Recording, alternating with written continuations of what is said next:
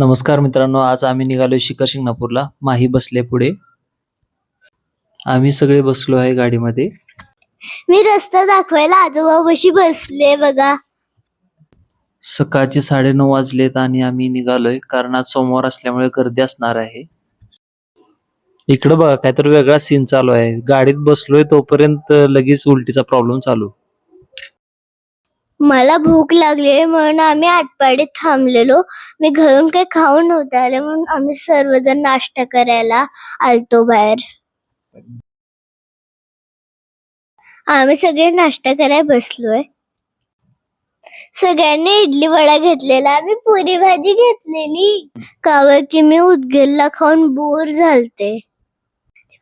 आता आम्ही happy happy देवाला चाललो.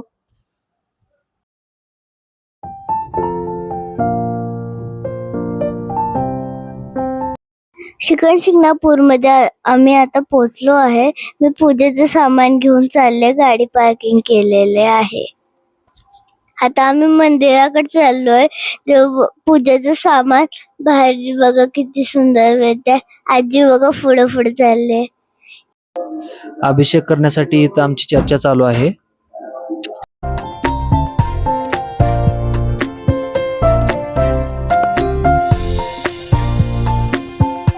फायनली आता आम्ही मंदिराजवळ पोहोचलो आहे.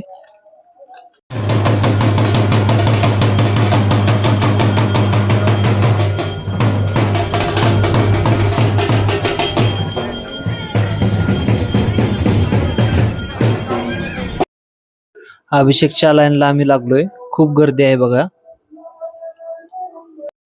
इथून पुढे आम्हाला 3 तास लागणार आहेत वेटिंग. दर दुपारी 12 ते 4 या वेळेमध्ये श्री शंभू महादेव आणि चित्रमंडळात महाप्रसाद वाटप चालू असतं. याची मी ना इथं बघा मस्ती करते, तो एक कुक्कू आलाय. त्याला लाईट मधून बाहेर काढलं तर ती घुसतच होता आतमध्ये. मी रील्स बघत बसले काबर की तर खूप गर्दी आहे.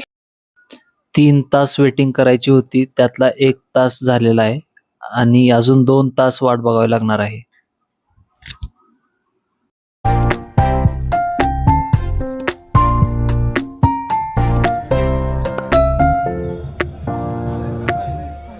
शिखरावरून खूप छान नजारा आहे बघा.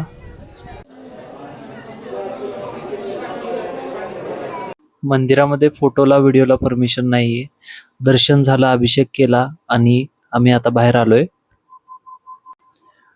आता आम्ही निघालो आहे मलवडीच्या खंडोबाला. तिथे दर्शन घेऊन आम्ही पुढे जाणार आहे. गरमी खूप आहे त्यामुळे आम्ही उसाचा रस घेण्यासाठी थांबलो थोडं. ब्लॉग कसा वाटतोय हे कमेंटमध्ये नक्की सांगा मित्रांनो.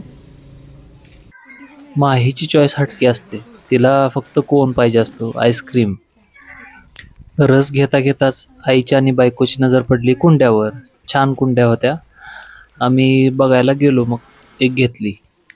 आता आम्ही पोचलो आहे मल्लवडीमध्ये.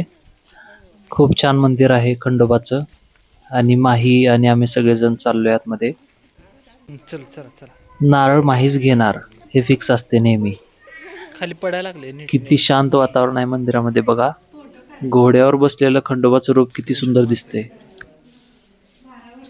सर्वांनी दर्शन घेतलं आणि देवीची ओटी भरली आणि आम्ही निघालो. खूप प्रसन्न वातावरण होतं आणि आतमध्ये गरमी अजिबात होत नव्हती. मंदिराचं वातावरण खूप थंड होतं. दर्शन घेऊन आम्ही निघालो आणि आता आम्ही आलो आहे गोंदावलेकर महाराजांच्या दर्शनासाठी गोंदावलेमध्ये. मंदिराच्या परिसरात खूपच स्वच्छता आहे आणि खूप प्रसन्न वातावरण आहे बघा. शांत वातावरणामध्ये भजन चालू होतं, ते ऐकून मन प्रसन्न झालं. दर्शन घेतलं आणि सर्वांनी फोटो काढले.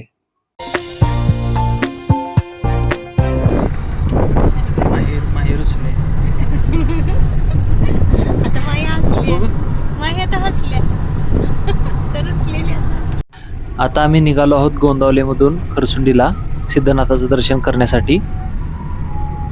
सिद्धनाथाचं दर्शन घेतलं आणि आता आम्ही निघालोय घराकडे.